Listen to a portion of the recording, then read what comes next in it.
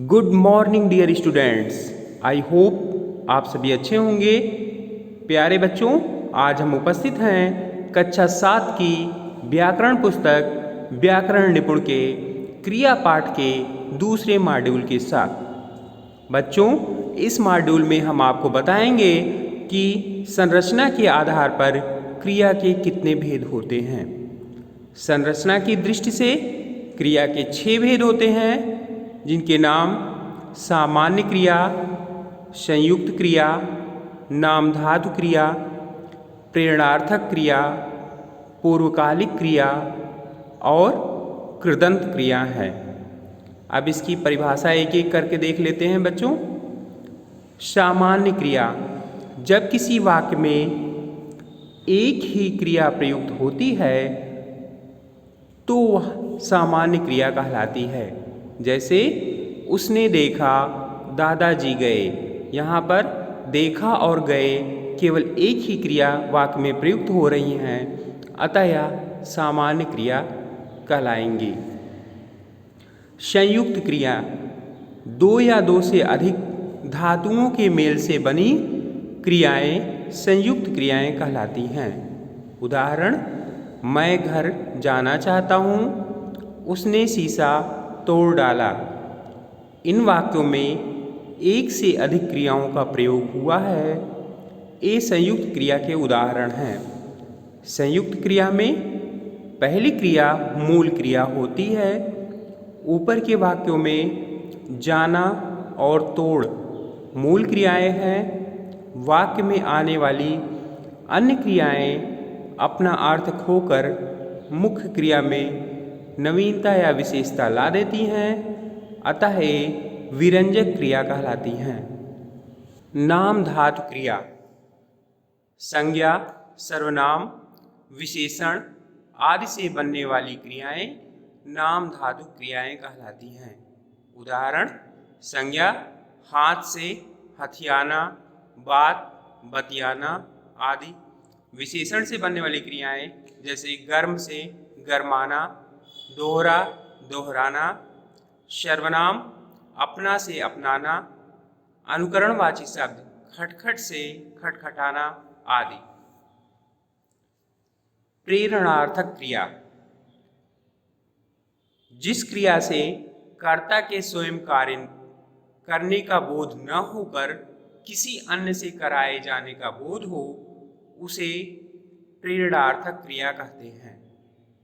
उदाहरण, सेठ जी नौकर रामू से रिक्शा चलवाते हैं, घनश्याम दिनेश से काम करवाता है। यहाँ पर कर्ता स्वयं कार्य नहीं कर रहा है, बल्कि किसी अन्य से प्रेरणा के द्वारा कार्य करवाया जा रहा है, अतः ये क्रियाएं प्रेरणार्थक क्रियाएं कहलाएंगी। पूर्वकालिक क्रिया, मुख्य क्रिया के पहले किसी दूसरी क्रिया के प्रयुक्त होने पर उस क्रिया को पूर्वकालिक क्रिया कहते हैं। उदाहरण, रवि मैच देखकर सो गया, पिताजी अखबार पढ़कर नाश्ता करने लगे। इन वाक्यों में सो गया और करने लगे मुख्य क्रियाएं हैं। इन क्रियाओं के पूर्व देखकर और पढ़कर क्रियाओं का प्रयोग हुआ है, अतः ये पूर्वकालिक क्रियाएं हैं। कृदंत क्रिया, जिस क्रिया में प्रत्यय जुड़ने पर क्रिया का नया रूप बनता है, उसे कृदंत क्रिया कहते हैं। उदाहरण, चल धन आ बराबर चला, दौड़ धन ता बराबर दौड़ता। तो यहाँ पर चला और दौड़ता आदि कृदंत क्रियाएं हैं। तो बच्चों, आज के वीडियो में बस इतना ही।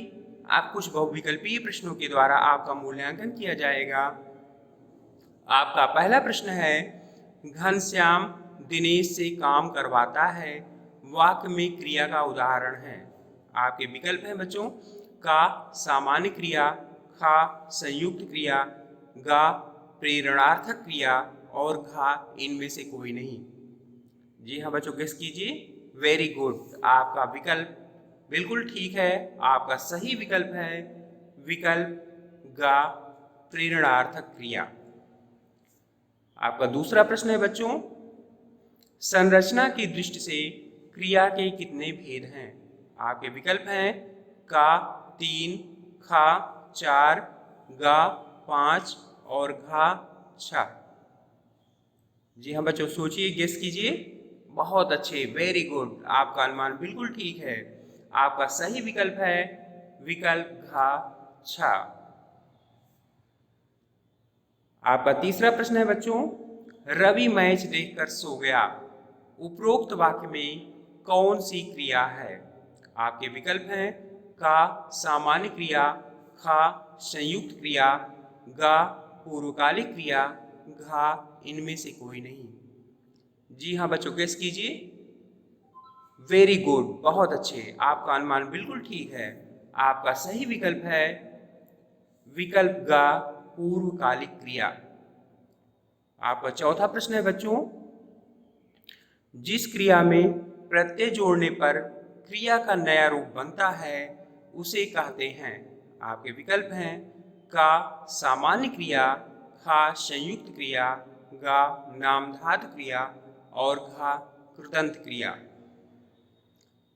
जी हाँ बच्चों, गेस कीजिए। वेरी गुड, बहुत अच्छे, आपका अनुमान बिल्कुल ठीक है। आपका सही विकल्प है विकल्प घा कृदंत क्रिया। तो बच्चों, ये तो थे बहुविकल्पीय प्रश्न। आप कुछ लघुत्तरीय प्रश्न दिए जा रहे हैं जिनके उत्तर आपको 2 से 3 पंक्तियों में देने हैं।